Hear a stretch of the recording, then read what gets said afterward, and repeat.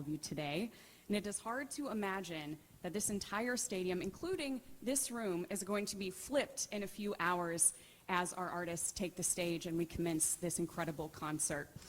With that, I want to introduce you to everyone on the stage: North Carolina Governor Roy Cooper, Explore Asheville CEO Vic Isley, country music superstars Luke Combs and Eric Church, and David and Nicole Tepper. And with that, Dave and Nicole, I'm going to pass it over to you. Thank you. Good morning, everyone. I just want to welcome everybody to Bank of America Stadium. And thank you all for coming today on behalf of Tepper Sports and Entertainment and me and Nicole. We're here today to continue to support the victims of Hurricane Helene. For me and Nicole, when we heard about Helene, and we do a lot of stuff around the country with hurricanes generally, we never expected it to hit the Carolinas like it did, and particularly Western Carolina. And we heard tell about the Manna Food Bank there, who was one of our partners who we've done things with before, being destroyed at first. And we got word from the Red Cross that this was a level 7 event, disaster event, which is, for those who don't know the levels, that was a Katrina level hurricane event. And it was a holy shit sort of moment. We got to do something right away, and there's no time to waste. So, we did what we had to do. And then when Luke's people called up and said, "You want to put this together? We like to do it fast." And I have to say, a monumental effort by these guys here to get it together in 3 weeks. Live Nation, AEG, Coke and Pepsi, so to speak, joining together to do this. MOS, a lot of different people involved to try to get this together in 3 weeks. And I just want to thank them all for doing that. So it was just in a way, it was an easy ask, because we really wanted to do it. And in a way, I think it was just a monumental task that was done really fast and everybody cooperating. So again, thank you for everybody. Thanks, Dave. Thank you all for being here. Thanks, everyone. Just quickly, the challenges last month have been profound, as you all know, and the resolve of the people across the Carolinas and the entire region has certainly been tested, as we all know, right? Dave and I continue to be inspired on how everyone has rallied together, and as he just touched on, we all really rallied together. It takes a village to get this done, and I feel like we all became like a little family since we've all met each other and been doing this and our team. So we stood alongside one another and we lent our hands to those in need, which is the most important. We are very appreciative for the artists tonight and graciously donating their time and talent to perform, we're all so excited. And thank you again so much for being here. Thanks, guys. Governor, everyone, thank you. And thank you, Dave and Nicole, for being here and for all the support you've already provided and making this happen tonight. And we really appreciate Governor Cooper being here. Governor, I will pass it over to you. Good morning, everybody, and thank you, Dave and Nicole, for your amazing generosity and for providing this venue for what's going to be a mission to help people in Western North Carolina.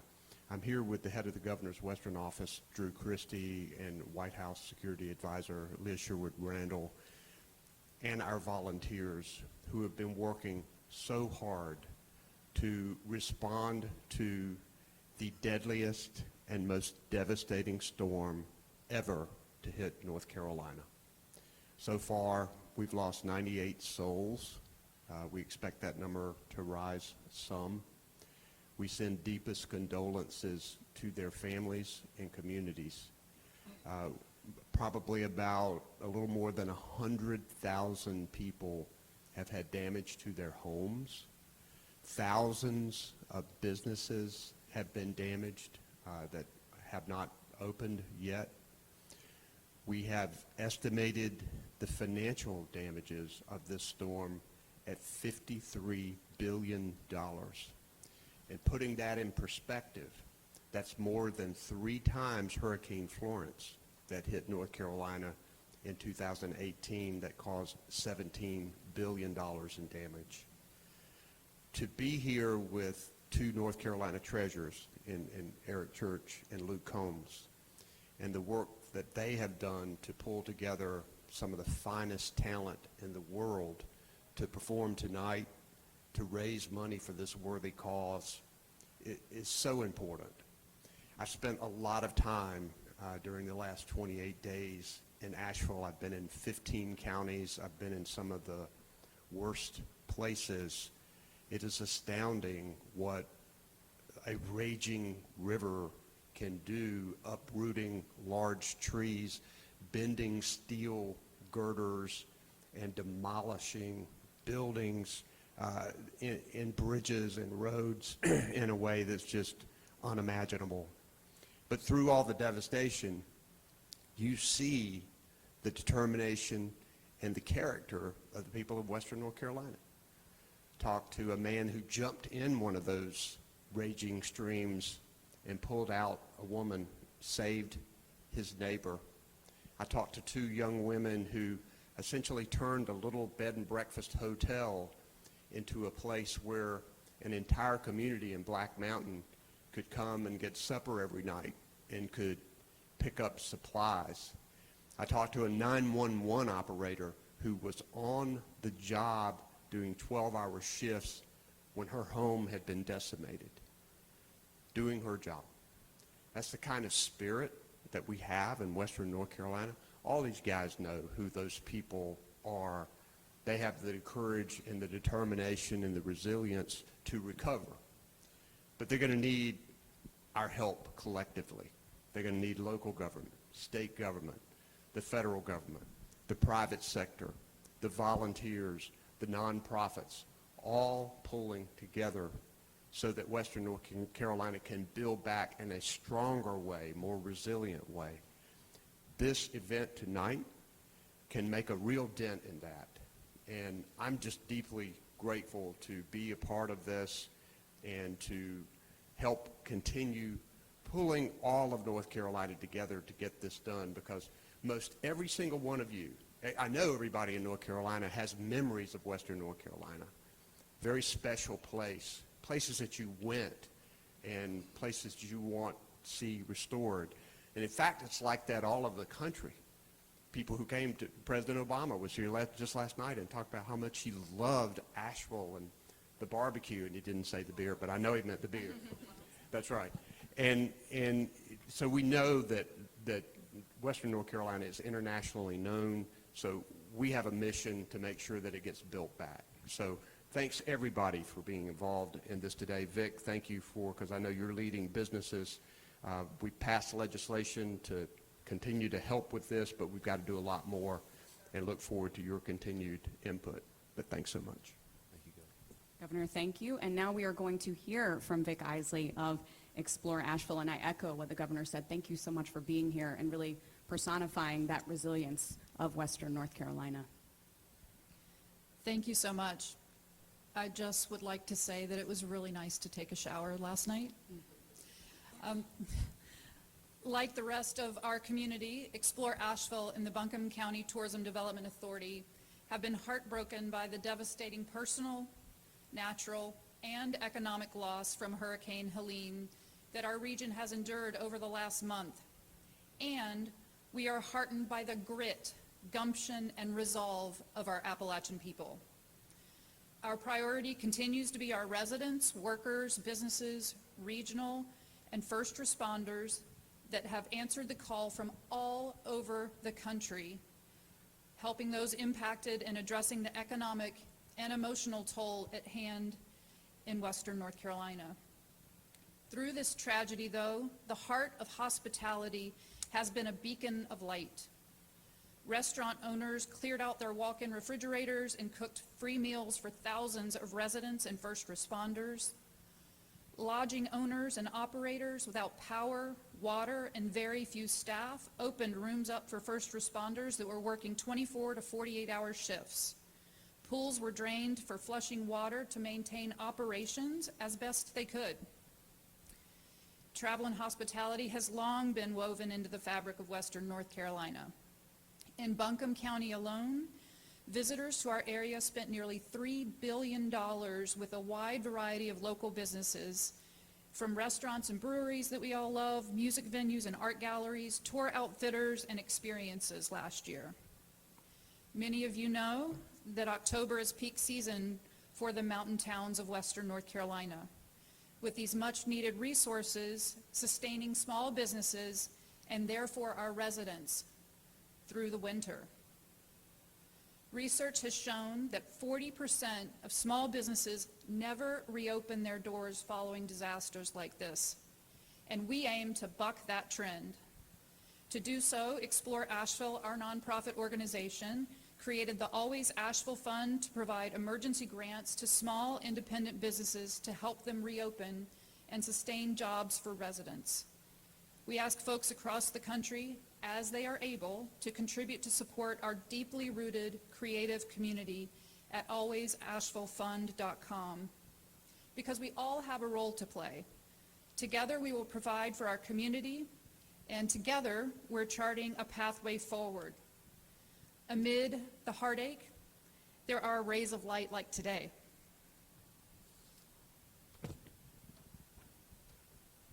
Now, the team at Explore Asheville had been in talks with Luke Combs' team for several months about ways to partner together with hometown folks who have big hearts.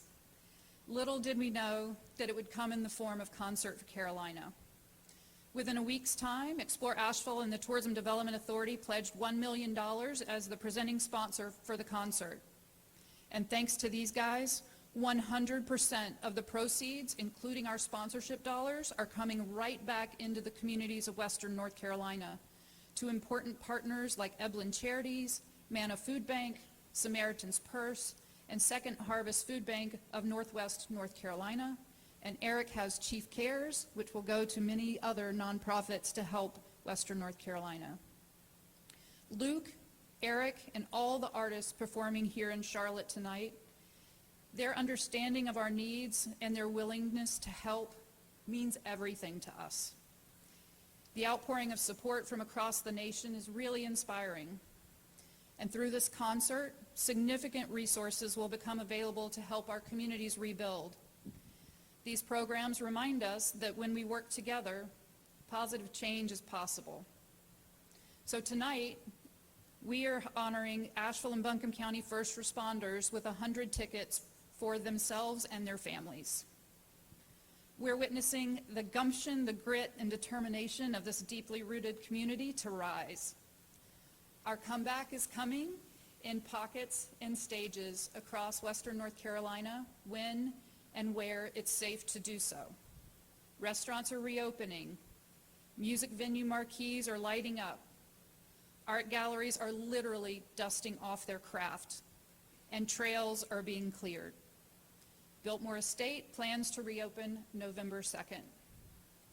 Progress is being made slowly but surely and safely.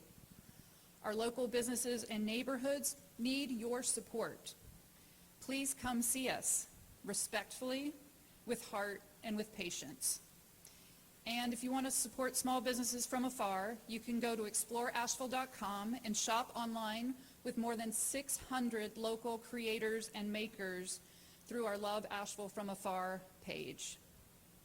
We have immense gratitude for the heart, hope, and help that Eric and Luke and their teams have marshaled on behalf of Western North Carolina, including Asheville and Buncombe County. Today, people in Western North Carolina who just pull themselves up by their bootstraps are seeing that help can be hope. And we're here for it, because through it all, we are always Asheville. Thank you so much. Thank you so much, Vic. Vic was talking about the incredible outpouring of support for this concert. Luke and Eric, I'm wondering if you could talk about what that has meant to you to see everyone rally around this concert, and also what can people expect tonight? I mean, just quickly, North Carolina is both of our homes. The small communities that specifically make up Western North Carolina are these strong, independent, proud communities. And I've said many times that they're the exact community that when the community next door is in trouble, you can count on that community to come help you. And in this situation, there is no community next door. It's all been destroyed. So what you're seeing tonight is we are the community next door. The people that are in this stadium are the community next door. And Luke called right after this happened, a day or two after, and said, you know, I want to do this. And I thought it was a great idea, and we started putting our heads together. Because the most important thing, most powerful thing we have in this is the people that want to stay in their community, because that's how we build the community. We build it from the inside. So it's up to us to figure out a way to help them stay in the community where they are. So that's a lot of what tonight will be about with the Concert for Carolina. Yeah, definitely agree with everything Eric says. And I remember sitting at home and, you know, obviously I live in Nashville now, and as does Eric, you know, and just wanting to help, wanting to figure out how I can, you know, be of service, how I can help the place that, you know, raised me and the place that I came from. And this is the way that I know how. And I knew that Eric would want to be involved in that. Obviously, my roots run deep in this part of the country, as do his. And, you know, he was my first call. You know, there was no question that this was going to happen come hell or high water. And the Tepper stepped up so massively. Thank you guys so much for allowing us to do this. And I just want to reiterate how much work has gone into us making sure that every single dollar raised for this show, I mean, they have donated this venue. SES has donated millions of dollars in production for this concert tonight to make sure that that money can go out to the people that need it most.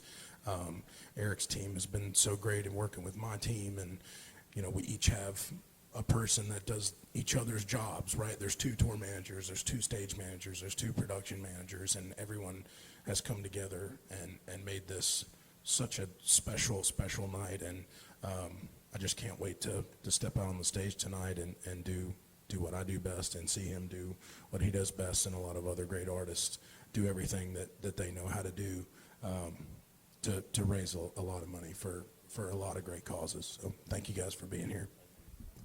Thank you all, and thank you for all you're doing for this incredible cause. So now we have time for a few questions from all of you, questions that are related to the event today, and also for everyone who is joining us digitally. Please submit your questions. We are going to have time for one question from the digital audience. First, though, we are going to start here, and we are going to start from our friends WLOS TV out of Asheville. Thank you so much for being here, Ed. We'll start with you. Luke and Eric. Oh, how about that? Luke, Eric, when you guys heard from your loved ones, people you still know in those areas that were going through Helene when it was happening, what kind of things were you hearing, and how does that make tonight and today different from any benefit you've ever done in your careers? First off, shout out WLOS. That was my news growing up. So shout out to y'all for keeping me up to date on school closings when I was hoping the snow happened. But you know, I think that the thing that was really scary for me personally was that I didn't hear from anyone for a few days, right? As you all know, cell service was down, internet was down for quite some time, still being affected in some ways, and so that was really shocking, right? Because you know, you're in the boat of, well, is everybody okay? You don't know. Thankfully, you know, everybody I know in the area I've now heard from. But that was when I think, you know, it hit me as the images started coming out. You're seeing things and you're going, man, this is really bad. And then when you start not hearing from people, or not hearing from everyone that you know, is when I was like, this is beyond what I even thought was, you know, possible in that area. I remember my parents telling me, growing up, you know, I was born here in Charlotte, lived here until I was 8, and then we moved to Asheville. And I remember asking my parents when I was a child, well, you know, why did we make the choice to move to Asheville? And my parents told me that, well, you know, nothing bad ever happens in Asheville. You know, I remember my parents telling me that, and, you know, there is no tornadoes, there is no hurricanes, there is no this, there is no that. It was this safe haven, and my dad always told me he loved the mountains so much because he felt so safe there. He felt like he was, you know, in some ways wrapped in a warm hug by the landscape, and to see something that you didn't think was possible was just very shocking. Yeah, and I would just follow that. I spend half my year, we live in Banner Oak, North Carolina, which is in Avery County, and these are my neighbors. These are my community members. And to see what happened where the Elk River came through there is just beyond anything that I could have ever imagined. So to echo what Luke said, it was, the scariest part was the silence for a period of time when people were trying to get in touch with people, and we're still trying to find people. So I think that's the big devastating part. The biggest thing I think for Luke and I, most important part, is we continue to shine a light on this. This concert's a great way to do it, but these people are going to need help long after tonight and long after next month and long after 6 months. So it's about how can we continue to put this up front to make people be aware of what happened there and how we help the people there. Question? Hello, Courtney Davis with Spectrum News. For both of you, this concert is amazing. Everybody donating their time and effort and everything. All of the artists that have come out that wanted to donate their time too. And I've seen you guys were kind of the trendsetters with it. There's been so many other relief concerts that have come out of this that couldn't get on your list. How great is that, though, that so many people were inspired by what you guys did and wanted to do their own part to keep helping Western North Carolina? It's great. I just have an inside story with the artists that are on this show.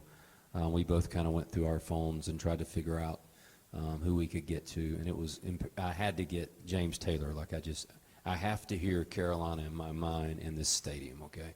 So I made it my mission, and I'm pretty sure after talking to James last night that I think I stalked him for a period of a week or two. And I had to go, I couldn't get his cell number, so I kept going through my phone to find who would know James Taylor. And I was talking on stage with him last night, and I hadn't told you this yet, but I walk up, and I had a friend of mine, Joe Walsh, who's in the Eagles, and I called him. And I was like, I need you to get a hold of James Taylor. And Joe didn't hit me back, so I hit him again, and then I hit him again. And finally, James told me last night on stage, he said, you know, you really kind of freaked out Joe Walsh. He said he finally called and said, you got to talk to this guy, and you need to play this show so he'll leave me alone. so at least for tonight, you know, it was about both of us kind of calling who we could call and who would help. But I don't know why I told you that. That was just an inside story there. Yeah, it's, you know, I'll follow up that story with a great story of my own is, you know, we talked on the phone a lot, more than we ever have, you know, and I remember him, he said, we're so close to getting James Taylor. We're going to get him. We're going to get in touch with him. And this went on for the better part of a week, and I had no doubt in my mind that he would get it done. And we did, and someone had reached out to me and said, hey, James would like to get in touch with you. And they said, just text him before you call him. And I said, well, I'm not calling him. I mean, what am I going to say to James Taylor? What am I going to add to his life in any way? You know, so I sent him this really long text, you know, thanking him for being here, how excited I was to hear him play and what a fan I was and what his music meant to me. And he texted me back and said, you know, hey, yeah, man, I'm really excited to be at the show. And he said, your bass player and your keys player are going to play in my band. So that's how I heard that my bass player, my keys player, probably not my bass player, my keys player anymore. So I ran into those guys last night, and I had texted them, and I said, "You guys are playing with James Taylor, man. Like, what? You guys couldn't tell me?" And they were like, "How did you find out?" I was like, "From James Taylor. That's how I found out." And so then I was like, "Man, when Eric told me he called Joe Walsh, and Joe Walsh didn't know how to get in touch with James Taylor." He wouldn't share the number with me. I wouldn't share it with you. him. But James actually reached out via email to my bass player and my keys player, and I was like, dude, you guys are more important to James Taylor than the Eagles are, dude. That's pretty sharp. So, but no, I'm just glad to be able to help. I'm glad we were able to get this done. I'm so glad for anything that any other artist is willing to do, and there's so many things that we don't hear about. I think, you know, if we had the opportunity, this concert would be starting in an hour and would be going until tomorrow morning. So to any artist that didn't get on, you know, I apologize for that. It's been a complete melee of communication and planning and these things. You know, a show like this usually takes a year or a year and a half to plan, and we were able to get it done in 3 weeks. And so we're thankful for tonight, and thankful for anything that anyone has done, whether it's with this show or on their own. I look forward to hearing about those concerts and maybe helping out with those too. So that would be great. We're all going to be thinking about that when James Taylor takes the stage later tonight. Another question? Go ahead.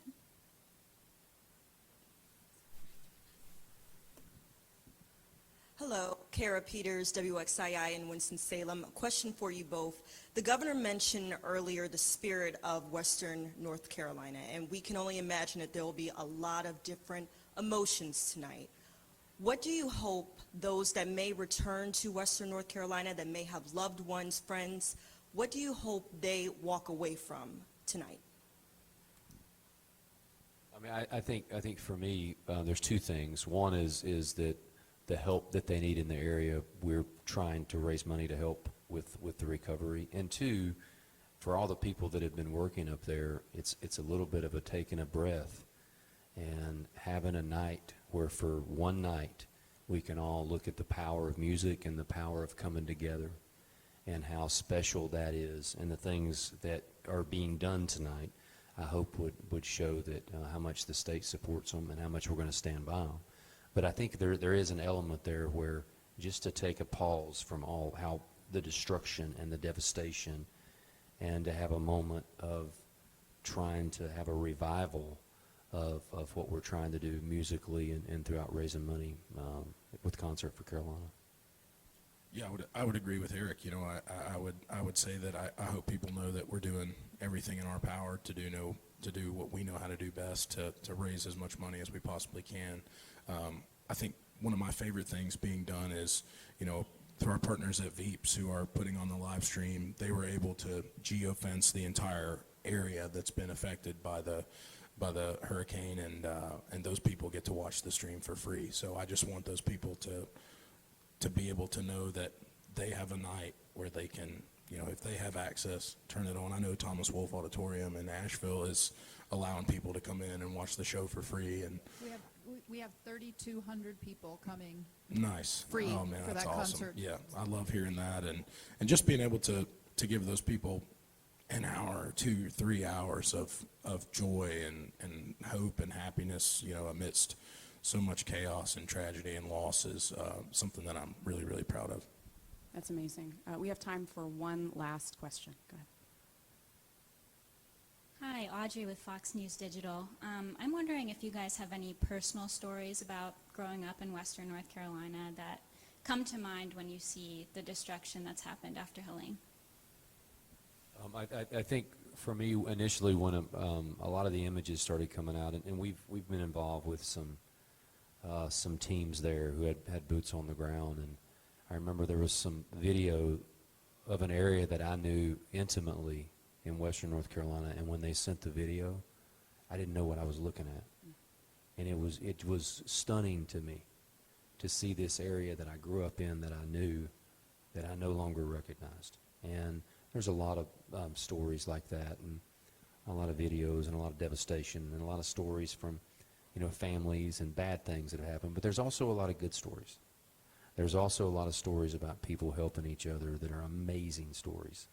And as I said when I started, the strength of the people there and the character of the people there is unlike anywhere in the world. That's the place that made me. That's the place that made the music that made me. And, you know, it's both of our absolute goal, and we're hell-bent and determined to make sure that we get it back to what we remember and to what it can be going forward. Yeah, personal stories. There's so many, you know, especially I remember when the news coverage was just starting, and there was kind of this image that was video that was being circulated from all over of this specific area in Asheville, South Tunnel Road, just below the Asheville Mall where it meets Swananoa River Road. There's a Walgreens on one side of Tunnel Road, and there's a U-Haul dealership on the other side. And I actually worked one summer at that particular U-Haul dealership. I got fired from that job, and I came home and told my parents. From a U-Haul I job? did get fired from a U-Haul job. And I came home, I was probably 20 years old, and I told my parents I got laid off. And they knew that was a lie immediately. But it was so sobering to see so many places that I walked with my own 2 feet, especially in Asheville. You know, the Manna Food Bank being one. Me and my mom volunteered there. She would take me there on the weekends, and we would, you know, sort boxes in their warehouse. So I spent a lot of time there. Just one of the reasons that I spent, you know, that's one of the charities that I chose, right, is their whole facility was essentially washed away, right, in this event. And but I have so many amazing memories in Asheville and in Boone, obviously going to school at Appalachian State. And yeah, go Apps, baby. They're playing today. They're going to beat Georgia State today for sure. My manager went to Georgia State, and I've won $100 from him every year for how many years, Chris? 9 years straight. Hoping it's 10 today. It's looking at a cool G today. I'll be donating that cool G today, Chris, if we take the win home. I hope you would donate your winnings, Chris, if they were to beat us today, which I doubt. But it's, yeah, very special place for me. A lot of memories there, and you know, I just hate to see it in the condition that it's in, and I'm glad to be able to help in any way I can. Well, thank you all for what you're doing tonight and beyond that. I know it means a lot to so many people. And thank you all for being here to cover this event. We really appreciate it. So now we got to let these guys get ready for the concert. I'm sure they want to go find James Taylor as well. Thank you all. I'm Again. not allowed to find. Go ahead. All right, thank you so much.